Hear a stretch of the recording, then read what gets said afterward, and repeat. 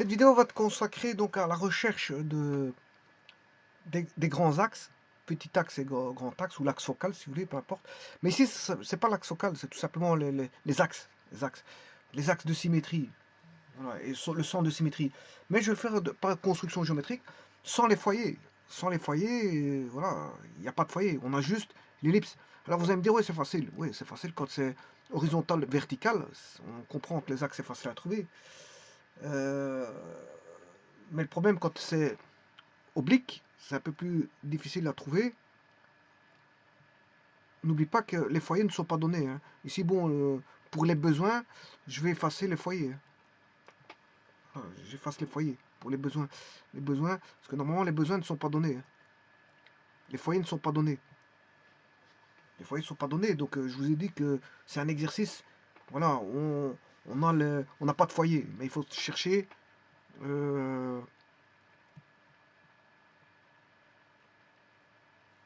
Rechercher, comment on appelle ça, les axes.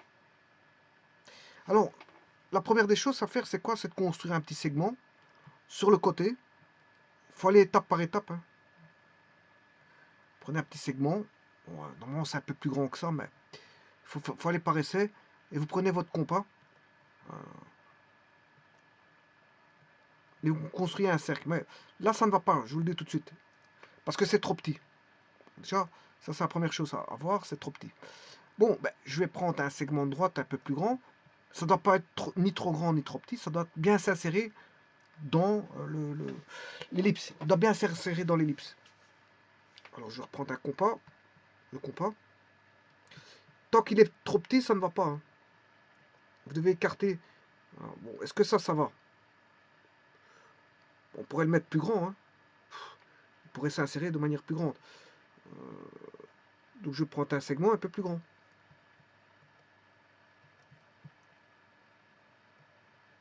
On va aller de là à là, en espérant qu'il ne va pas dépasser. Compas. Bon, et là, vous voyez que c'est trop grand. Ça ne va pas. Ça ne va pas. Je reprends un segment plus petit.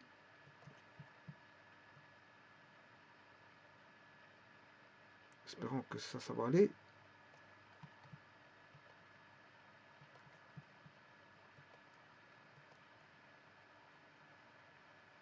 Voilà, ça va être déjà mieux. Il s'insère bien, hein. Vous voyez qu'il s'insère bien, ce cercle-là. Il s'insère bien.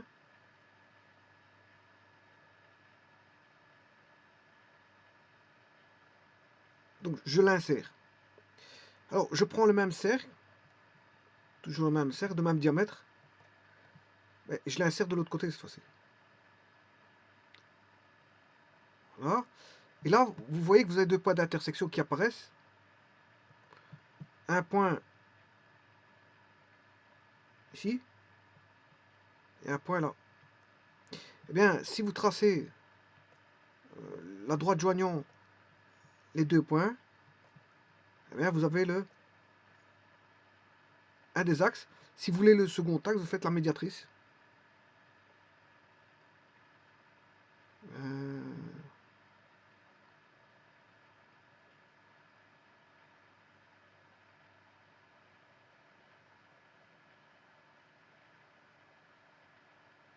La médiatrice qui est là.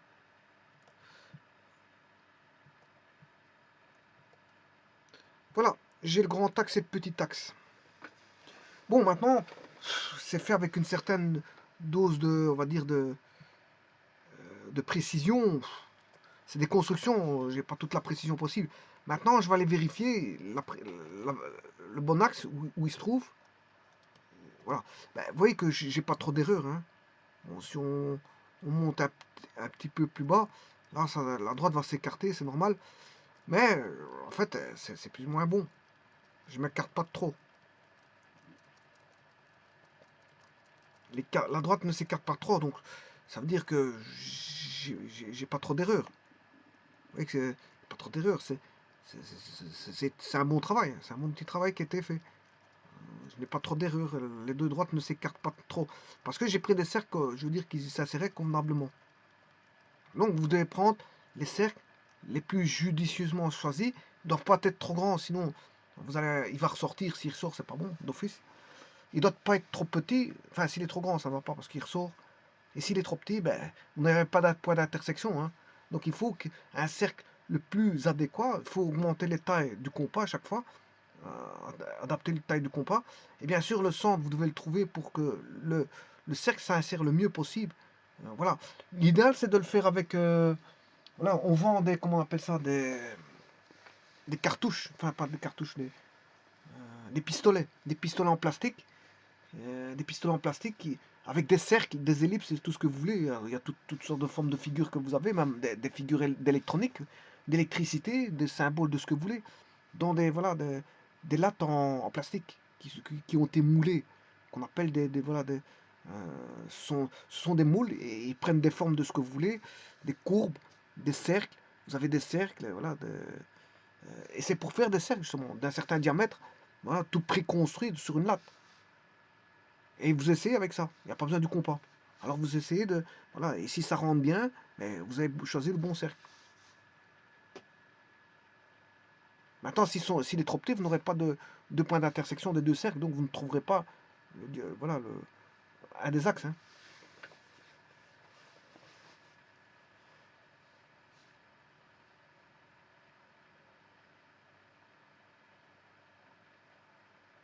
Bon, maintenant, on sait même voir si on a bien travaillé. Euh, vous prenez un point quelconque de, comment on appelle ça, de la droite qui a été trouvé, là. Je prends un point quelconque, pour autant qu'il me prenne un point. Je prends un point. Je me situe sur la... il ne veut pas prendre de point. Oui, il l'a mis ailleurs. Je l'ai vu, il l'a mis ailleurs. Je vais retirer ces points-là. Il l'a mis sur le point H. Alors, qu'est-ce qu'on va faire Je vais tricher. Je prends un segment quelconque. Voilà. Pour moi, pour qu'il me construise un point, c'est juste pour ça. Voilà.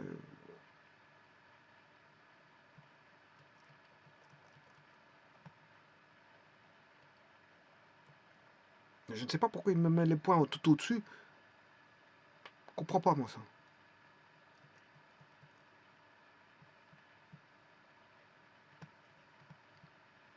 Ouais, j'ai demandé un point en bas, j'ai pas besoin qu'il me le mette au-dessus. J'ai besoin d'un point. Bon, on va reconstruire un segment. Là. Je prends l'intersection. Ici. Bon, là, il l'a pris. Ok. Alors maintenant, j'ai pas besoin de mon segment parce que c'est juste un artifice de manière informatique pour qu'il puisse me mettre le point et qu'il ne me le mette pas au-dessus. C'est juste ça. Bon, maintenant que j'ai mon point, pour voir si vous avez bien travaillé, vous faites une tangente. Tangente. Je ne sais pas pourquoi il est revenu en arrière. Ça m'ennuie. Hein.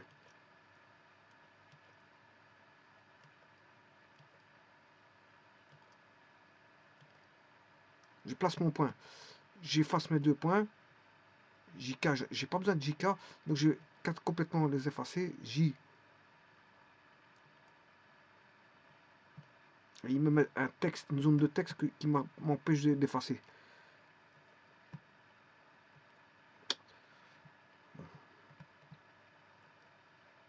J'arrive même pas tangente, point. Oui, parce que je suis en tangente. Donc je vais retirer ceci. Déplacer. On va effacer le J et le K. Bon. Et en attendant, il m'a retiré mon point. Bon, on va recommencer ça. Segment. Je vais chercher. Ouais, c'est peut-être parce que j'ai mis une intersection. Donc peut-être si j'enlève le segment, il ne trouve plus d'intersection. Donc il retire mon point. C'est peut-être ça. Point sur objet. Voilà. Je vais juste ne pas faire apparaître JK. Juste faire ça. Et le segment. Voilà. Parce que si peut-être que si j'enlève le... Voilà. Comme il y a une intersection, si j'enlève le segment, ils vont m'enlever l'intersection. Et donc fatalement mon point que je veux placer. Alors à partir de là, je fais une tangente à partir de L. Oui, mais le problème, là, il était me faire une tangente par rapport au cercle. Et c'est pas ce que je voulais. C'est pas ce que je voulais. Donc, revenons en arrière.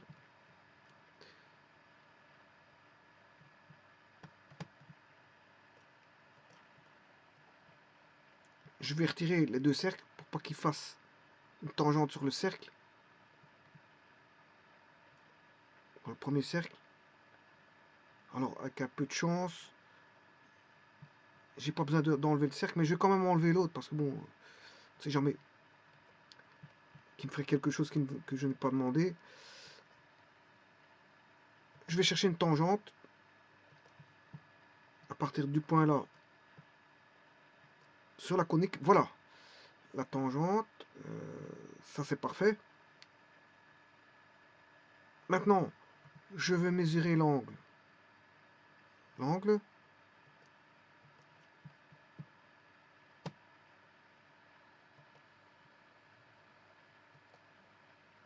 C'est pas cet angle-là, bien sûr, vous aurez compris que c'est pas ça qu'il me faut. Je vais passer tout d'abord à un point. M. Et un point. Voilà, comme ça je peux mesurer l'angle. Et l'angle doit être de 90. Donc je vais aller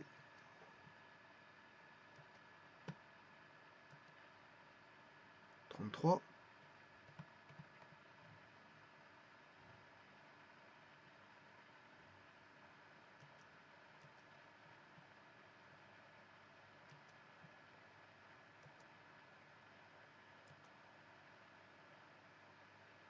Ça fait 66. Ouais, ben, j'ai rien dit alors. Hein. Il faut pas forcément 90.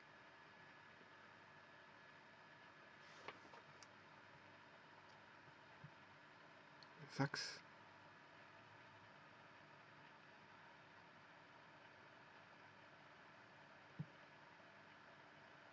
Ouais, donc il faut pas forcément 90. Je raconte une bêtise. Il y a 66 degrés.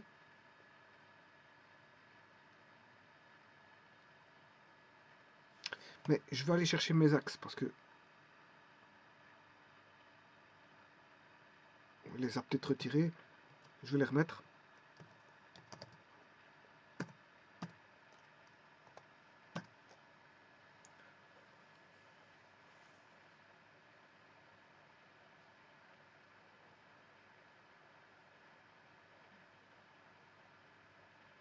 Oui, non, donc c'est bon.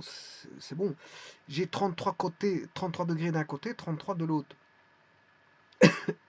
J'ai une bisectrice, c'est ça que je veux dire.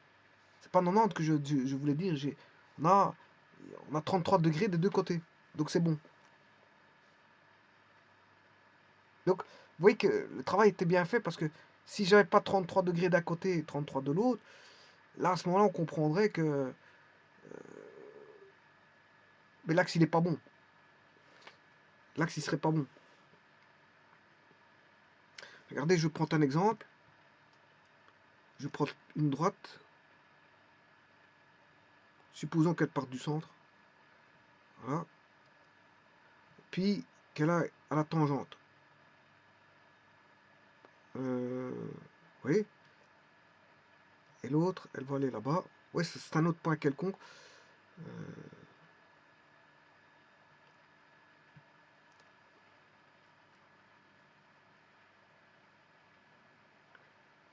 Là, ce serait plus ou moins aussi bon.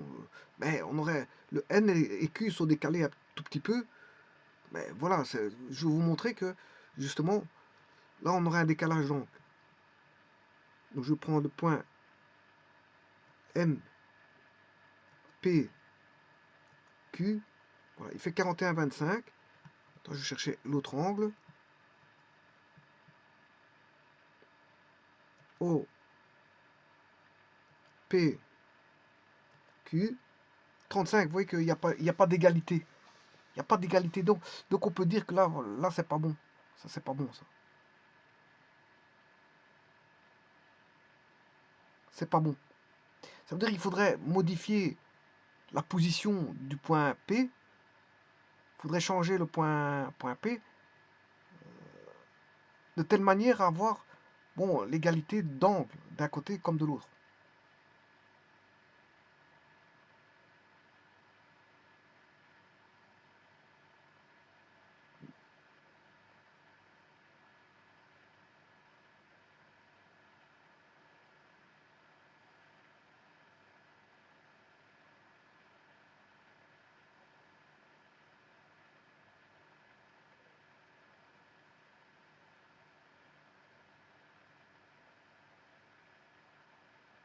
Et donc, la position, ce serait justement l'axe. Hein. Pour avoir l'égalité des angles, il faudrait être situé sur l'axe. Si on est situé sur l'axe, on a l'égalité des angles. Niveau des tangentes. On aurait deux angles égaux, un à gauche et un à droite. Enfin, un en bas et un au-dessus.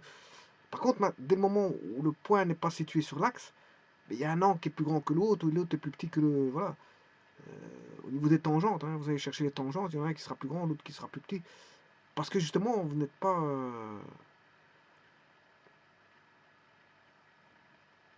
vous n'êtes pas situé sur l'axe. Si vous êtes bien situé sur l'axe, à ce moment-là, et c'est comme ça qu'on peut voir que le travail était bien fait. Là, j'ai 33, 33, c'est bon. Le travail était bien fait. Parce que le point est situé sur... J'ai pris un point quelconque sur l'axe, donc il y a le respect des angles d'un côté comme de l'autre, par rapport aux axes, quand je prends la tangente.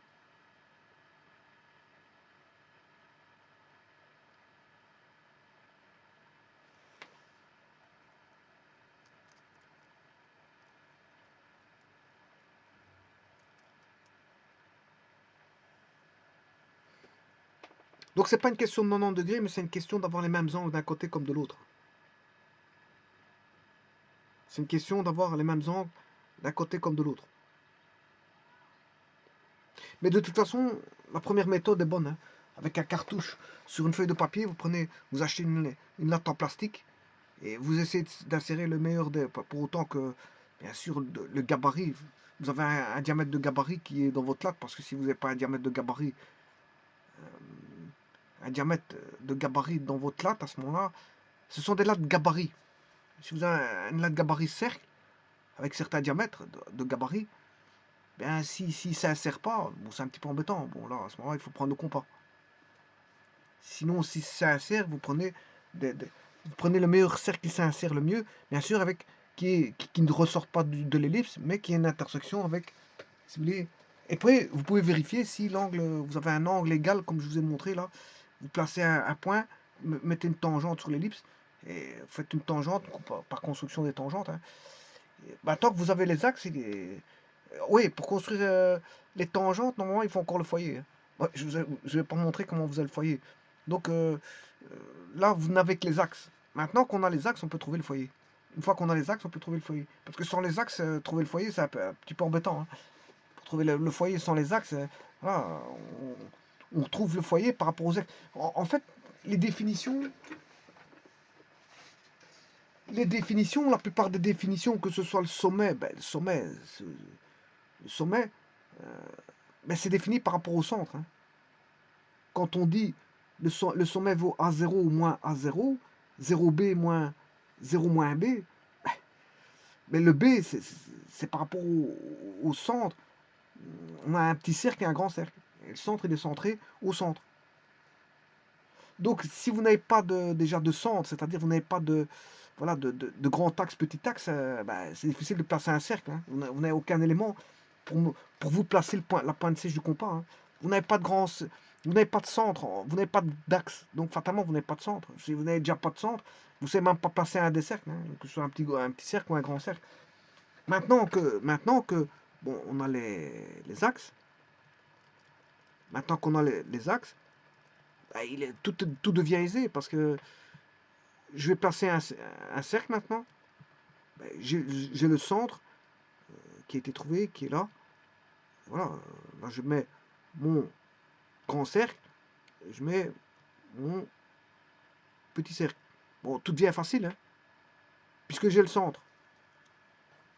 Le problème, c'est que si vous n'avez pas de centre, allez dessiner un cercle comme ça, c'est pas possible. Hein. Faudra trouver où sont le grand axe et le petit axe, et puis le centre. Et puis quand on a le centre, le grand axe, petit axe et le centre, à ce moment-là, on peut avoir, si vous voulez, le petit cercle, le petit grand cercle. Et donc, si on a le petit cercle et le grand cercle, ben, tout devient facile parce qu'on sait avoir le A, le B, le C, on sait avoir le foyer, puisque le A, s'il est connu, ben, on sait trouver le C. Si on connaît le A et le B du petit cercle, grand cercle, on sait trouver le C facilement. Le foyer, on sait le trouver facilement. Si vous savez trouver le foyer, ben voilà, tous les autres éléments, on sait les trouver. Le paramètre, il est sur le foyer. D'ailleurs, je vous montrerai une vidéo comment on fait pour trouver tout ça. En construction géométrique, hein, sans calcul. Donc ici, c'est une méthode une méthode pour trouver les axes. Hein, pour trouver les axes, en gros, bah, on peut le faire avec une certaine précision en y insérant deux cercles dedans, qui sont autres que le grand cercle et le petit cercle, voilà, des éléments caractéristiques de l'ellipse. Hein. Rien à voir. Hein. Rien à voir. Les deux cercles que je vous ai dessinés tout à l'heure, c'est le gabarit pour dessiner, pour trouver le grand axe et le petit axe. Ce sont des constructions. Hein. Voilà. C'est le cercle là, E, et le cercle, je sais pas ce qu'il est. Le premier, je l'avais déjà construit auparavant. D. Voilà. Pas confondre ces cercles-là.